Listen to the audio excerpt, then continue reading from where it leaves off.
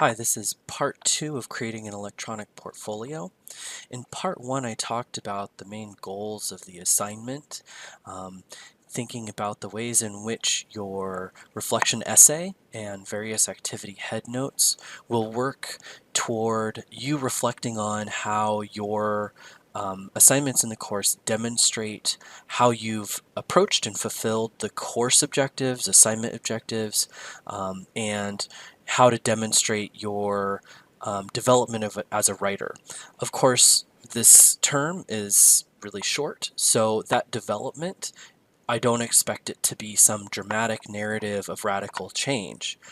What I am looking for is discussions of particular things that you've worked on and thought about as you've gone through the various activities of the course.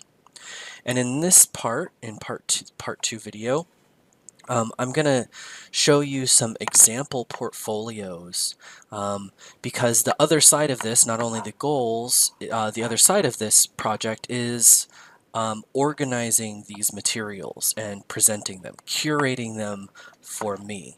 And as I said previously, your decision on the platform or application or website system to use to do this work is up to you. I encourage you to use something that you feel comfortable with, but I'm going to show you a couple different ways to approach it, and maybe it'll get you thinking about how you want to organize this. So we'll take a quick look at the assignment description in terms of what the content is, and then we'll look at these sample portfolios. So here I've gone to the assignment description, and there's a section titled Required Content. The required content is that you have a table of contents or a home page. You need to have some landing area that collects together and will link out or list out the various materials included in your portfolio. So that needs to be there. One of the main required areas is a reflection essay of 1,000 words. And in the course description, or in the assignment portfolio description, I have a description of this essay. And as I say here, it's an opportunity to look back over your work in the course and to then frame the contents of your portfolio. Now, what that means is this is an opportunity for you to guide how I'm going to look at these materials. You get to tell me what you think is important in these materials. You get to tell me what you've decided is significant about your work in the course. You get to tell me how you have approached and fulfilled those course goals and those assignment goals. And this reflection essay is the main area where you can articulate that narrative. So that's one way to think of this reflection essay, is as a narrative about your experience of the course in which you provide specific details. Feel free to quote yourself. Feel free to describe particular features of the activities you've created. You can also think of it as making an argument. That is, you are trying to persuade me that you have worked toward and fulfilled the course goals and assignment goals. So those are two ways to approach this essay: as a narrative, as a story about how you've done this, or as an argument in which you're trying to persuade me of this.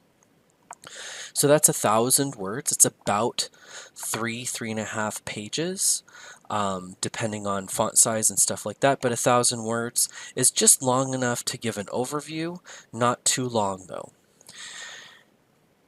I'm going to skip to this bottom one. In your portfolio, you should include every daily course assignment. So even if you haven't done it already, right, you haven't submitted it on the suggested deadline for feedback, it needs to be in your portfolio. All of them. You need to have all of the activities in there. So if you've been waiting, I would highly suggest you get to work on those so that you're not burning the midnight oil Thursday night trying to get all of those assignments done to put them in your portfolio.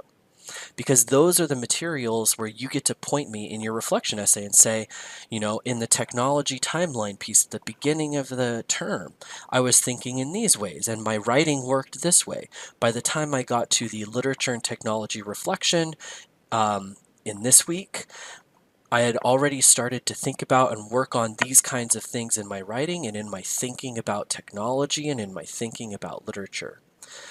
right? So you get to use those activities as the materials, as the evidence of your learning in the course. For each of those activities, you need to have a short, what's called a head note.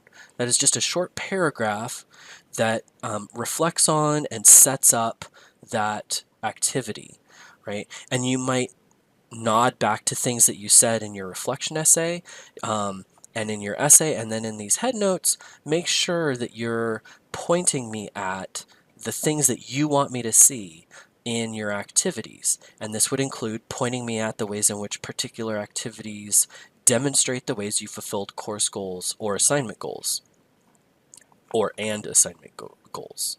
Okay, so those are the required materials. A homepage or table of contents, a reflection essay of 1,000 words, all of the course activities, and then a head note of a short paragraph sort of prefacing each of those activities. Okay, so those are the core pieces, the required pieces of this portfolio.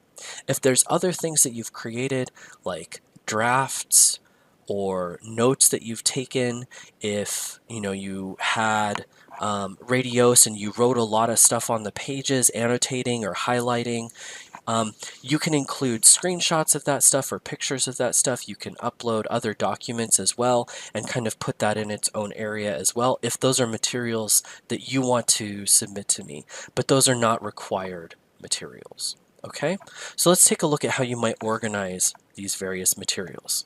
And I have 3 examples to show you of that, and each one, it may seem like they'll be in a progression of like, here's a really easy one and here's a really difficult one, and thus if you pick the difficult one you're going to get a better grade. That is not the case. I have a Google folder, and that's like the portfolio space, and I'll show you how to make that work. I have a Google site that I created, and then I finally have I have a GitHub repository, a really simple basic one that I created as a kind of portfolio space. But a really well done Google folder for a portfolio will do better than a poorly done website or GitHub repository, right? If I have trouble navigating the thing, or if there's materials missing, or if the reflection essay and the head notes just aren't articulating things well, but you've done it in this amazing space, that matters a lot less than having really good content in that space. So don't think that like you shouldn't do a Google folder or a really simple, straightforward Google site or Tumblr or whatever that's just a template or something like that. Really well done, simple things can work really well versus poorly done, complicated things. So keep that in mind. So here is a Google folder that I've created that just has 3 items in it. So, and I've numbered them. So one of the things I'm thinking about with something like this is organization.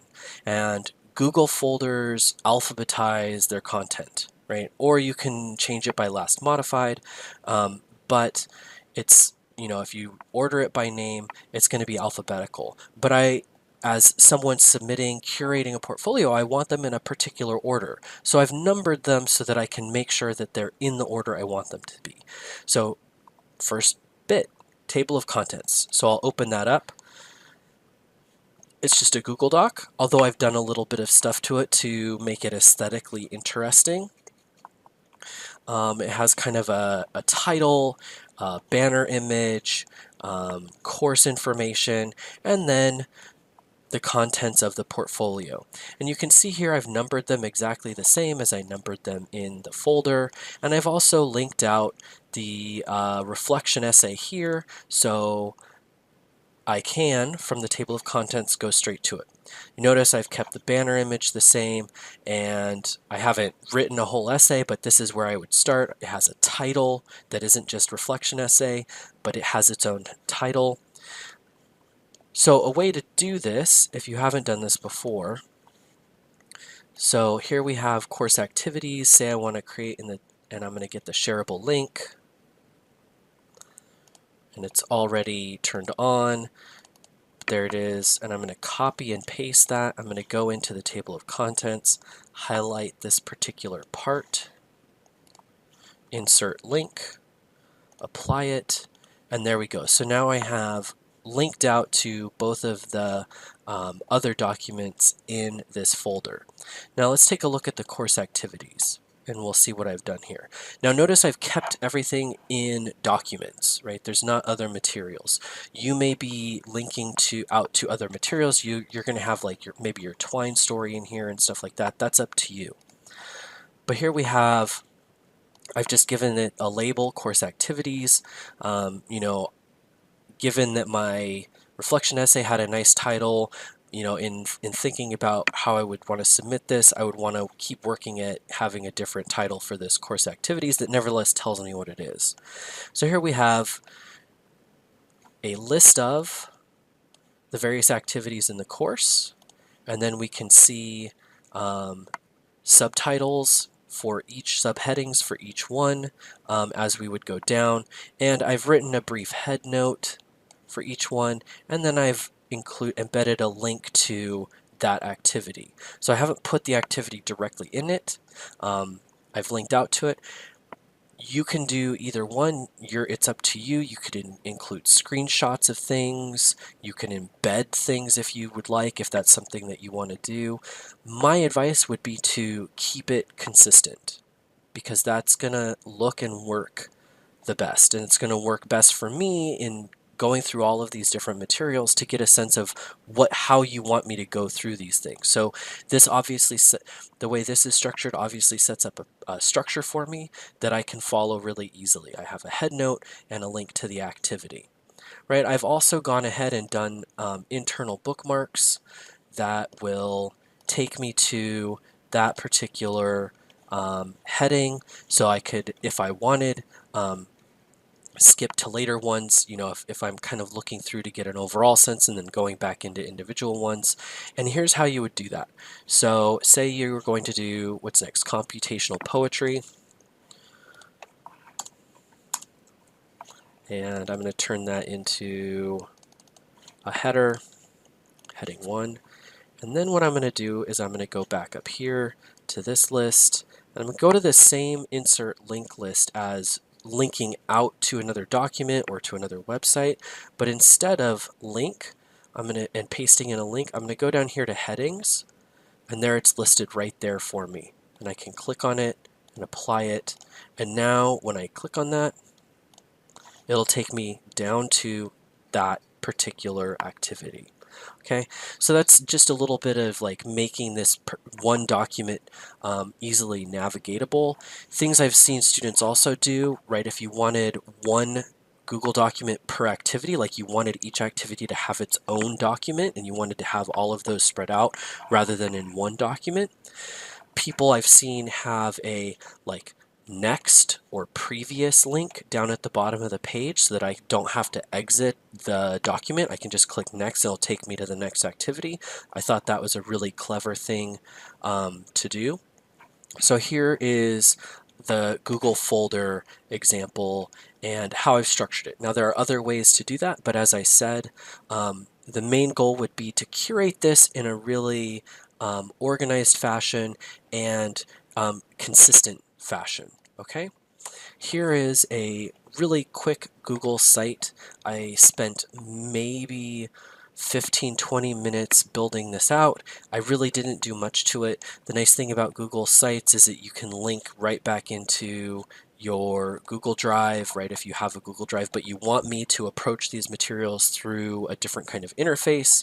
I've made this one have a certain kind of aesthetic with different kinds of technology kind of images or reflection images, but very black and white. So here we have, they're over here on the side, like I'm going to point this over here. You can see they have different layouts and templates. You can add different kinds of, so say you want a divider between these, there's a divider, and we can put it there. So now that, there we go. So when it shows up, there'll be a line between those, although, that's a preference thing. I think this kind of divides up the space clearly. I haven't numbered the activity titles. I haven't put them in a particular numbered order. I've put them in course order, kind of left to right and then down. And as you can see, I have a title, and then you can either have a link out to the thing, or you can write your head note in this space, or you can link out to a head note. Like I said with the Google folder, how you organize this is up to you, but I would say keep it really consistent so that I know, as someone trying to navigate through all these materials you've created, that I can find the materials that I need to see what you want me to see, rather than having me kind of try to shuffle around and track stuff down, okay? And then finally, here is a really basic GitHub repository. This one took me a bit longer. I'm less familiar with the platform, but it strikes me as something people do use as professionals. And if you're used to using GitHub, there's some cool things you can do with it. So for instance, the landing page that shows up is your README document, and here I have just a bit about it. This is the content list for last semester's course, but obviously you can adapt that structure for our required materials. But you can see that I've added links out to pages or out to documents, right? I would go in and I would, I'm not signed in, so I can't edit it right now, but this would be, you could write your reflection essay directly in this, right? All of those kinds of things. So it's just a different way to organize your materials, as with the Google folder and with the Google site or whatever other website you use.